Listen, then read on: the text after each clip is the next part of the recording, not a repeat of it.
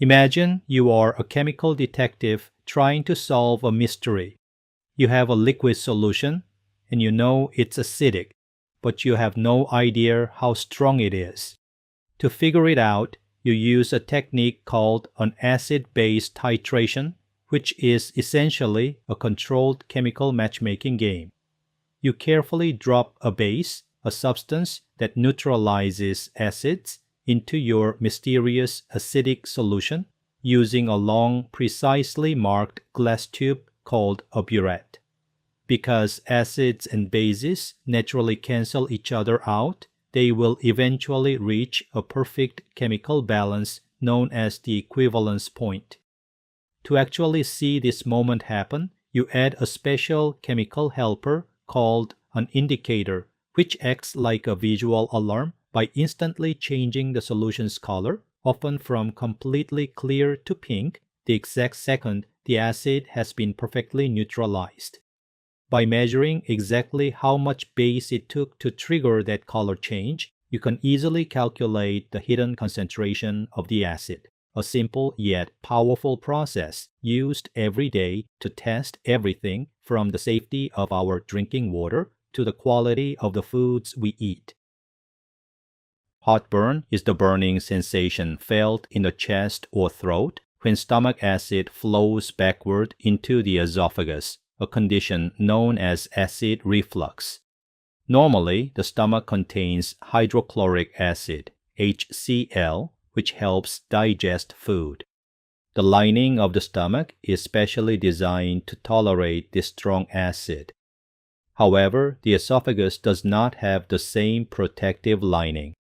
When acidic stomach contents move upward into the esophagus, irritation occurs, producing the painful burning sensation commonly called heartburn. Many people experience heartburn after consuming acidic or irritating foods and beverages. The foods and drinks that may worsen heartburn include acidic foods, carbonated beverages such as soda, caffeinated drinks, alcohol, tomatoes, and spicy foods. These substances may either increase stomach acid production or relax the muscle that normally prevents acid reflux. Antacids contain basic compounds that neutralize excess stomach acid. For example, baking soda or sodium bicarbonate reacts with hydrochloric acid in the stomach to reduce acidity. Other commercial antacids may contain magnesium hydroxide, calcium carbonate, or aluminum hydroxide, all of which function as bases. Relief from heartburn is achieved by the neutralization of H+ ions with OH- ions released from an antacid to produce water. This is the fundamental chemical principle behind many antacids, which are commonly used for quick relief of heartburn. It is interesting to see how chemistry directly relates to everyday health and medicine. Concepts such as acids, bases, pH, and neutralization reactions are not only theoretical ideas studied in chemistry classrooms, but also processes that affect the human body daily. Understanding acid-base neutralization helps explain why certain foods trigger heartburn and how antacid medications work to provide relief. Titration is an important analytical technique used in chemistry to determine the concentration of an unknown solution.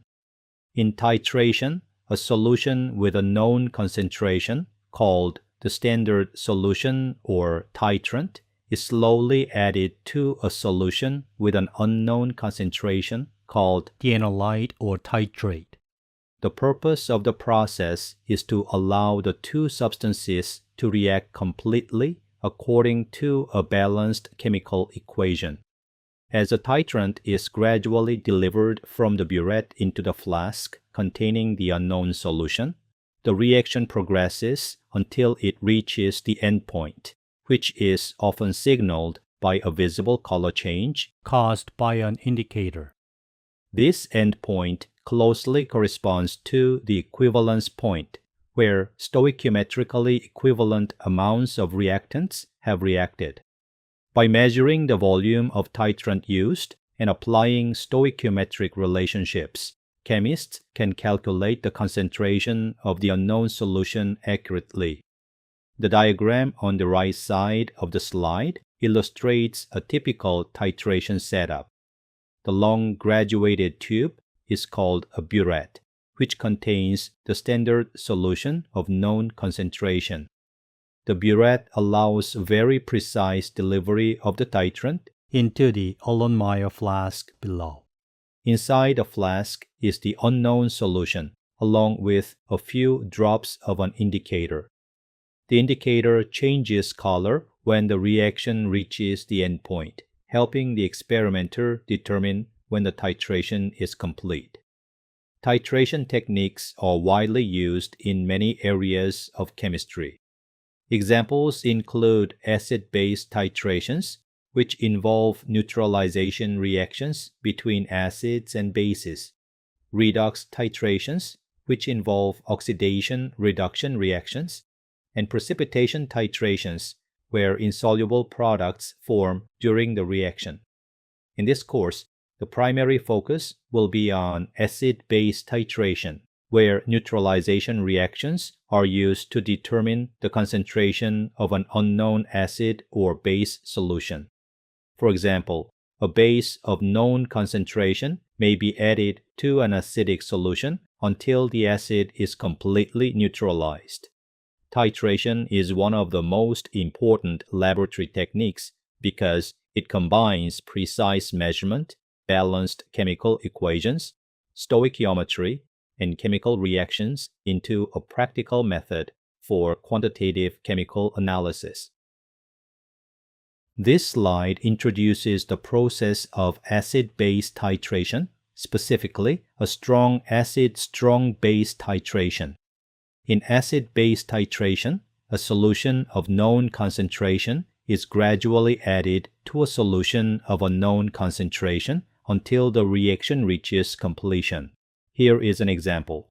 50.0 milliliters of 0.100 molar hydrochloric acid, HCl, is being titrated with 0.100 molar sodium hydroxide, NaOH. The sodium hydroxide solution, which has a known concentration, is placed in the burette and slowly delivered into the flask containing the hydrochloric acid solution. As the titration proceeds, the acid and base react according to this balanced neutralization equation.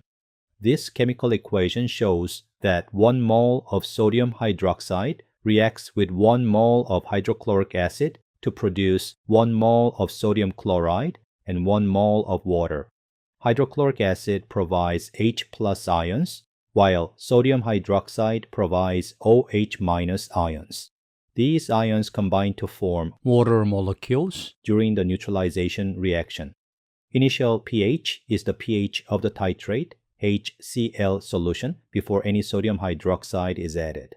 The flask contains only 0.100 molar HCl, which is a strong acid. Since hydrochloric acid completely ionizes, the hydrogen ion concentration is equal to 0.100 molar.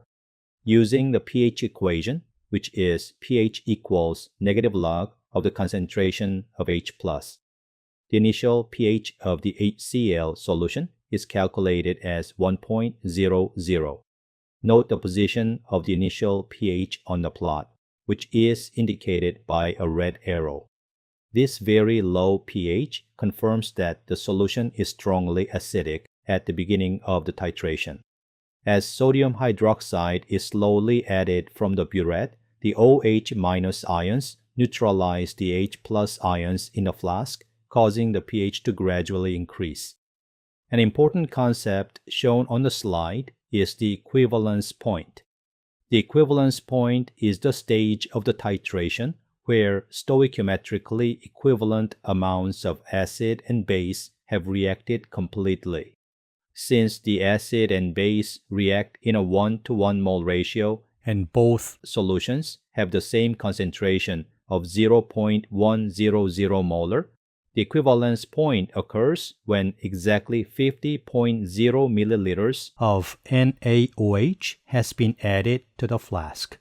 At this point, all of the H+ ions from the acid have been neutralized by OH- ions from the base. For a strong acid, strong base titration, the pH at the equivalence point is approximately 7 because the resulting solution contains neutral salt and water. The graph on the right side of the slide is called a titration curve, which plots pH versus the volume of NaOH added. At the beginning, the pH is very low because the solution is acidic. As more NaOH is added, the pH increases slowly at first. Near the equivalence point, however, the pH rises very sharply because a very small addition of base dramatically changes the concentration of H+ ions remaining in the solution. After the equivalence point is reached, excess OH- ions from the added NaOH make the solution basic, causing the pH to rise above 7. The end point is a point at which the indicator changes color. In this example, the indicator used is phenolphthalein, whose color change interval is shown in pink on the graph. Phenolphthalein is colorless in acidic solution and turns faint pink in slightly basic solution. Ideally, the endpoint should occur very close to the equivalence point so that the measured titration result is accurate. Because the color change interval of phenolphthalein overlaps the steep vertical region of the titration curve, it is an excellent indicator for strong acid, strong base titrations. Note that an acid neutralizes a base just like a base neutralizes an acid. This implies that just as an HCl solution can be titrated with a standard NaOH solution, a NaOH solution can also be titrated with a standard HCl solution. In this case, the titration curve is flipped as shown in the plot. Notice that the initial pH is very high, well above pH 7. This is because the titrate, or the solution being titrated, is basic. In this case, the solution color changes from pink to colorless at the end point. Let's try a couple of examples of calculations commonly performed in acid-base titrations. These examples demonstrate how stoichiometry and neutralization reactions are applied to determine either the pH during a titration or the volume of solution needed to reach neutralization. Let us begin with question 1. The problem asks us to calculate the pH after 49.0 milliliters of 0.100 molar NaOH has been added to 50.0 milliliters of 0.100 molar HCl. Since the acid and base react in a 1-to-1 mole ratio, the first step is to determine the number of moles of each reactant using the equation. The moles of NaOH equal the volume of NaOH solution in liters multiplied by the molar concentration of the NaOH solution, which is 0.0490 liters times 0.100 molar. This gives 4.90 times 10 to the minus 3 moles of NaOH. The moles of HCl can be obtained using the same procedure, which gives 5.00 times 10 to the minus 3 moles HCl. This is the chemical equation that represents the neutralization reaction between NaOH, a base, and HCl, an acid. OH- ions released from NaOH react with H+ ions released from HCl and produce water molecules.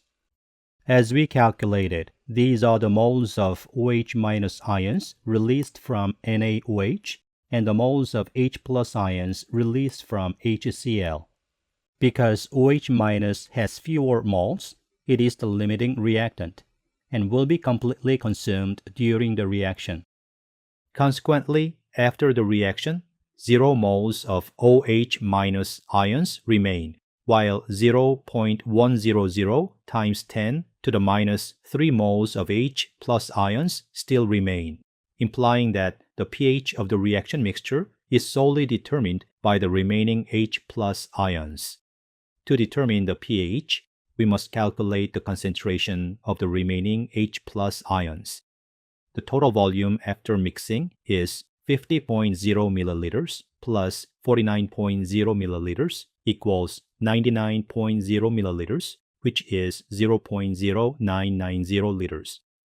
Plugging the moles of H plus ions and total volume in liters into the equation gives 1.00 times 10 to the minus 3 molar. Using the pH equation, we obtain a pH of 3.00 for the reaction mixture. Notice that the pH is still acidic because a small amount of hydrochloric acid remains unneutralized. Now, let us examine question 2. In this problem, we are asked to calculate the volume of 0.150 molar NaOH required to completely neutralize 50.0 milliliters of 0.100 molar HCl. Since NaOH and HCl react in a 1:1 mole ratio, the moles of NaOH required must equal the moles of HCl present. Using the neutralization relationship, we substitute the known values for the concentration of both reactants and the volume of HCl in liters, which is 0.0510 liters. Solving for the unknown volume of NaOH solution gives 0.0340 liters or 34.0 milliliters. Therefore, 34.0 milliliters of 0.150 molar NaOH is required to completely neutralize the 50.0 milliliters of 0.100 molar hydrochloric acid solution. Note that the unit molarity cancels appropriately during the calculation. Now, log into the course site on D2L. Click the Content tab at the top. In the left menu, open Lecture Materials, then select the module titled 19 Titration. Under that module, find Lab 19 Titration and download the lab worksheet. Complete it using what you learned about the acid-base titration in the lecture.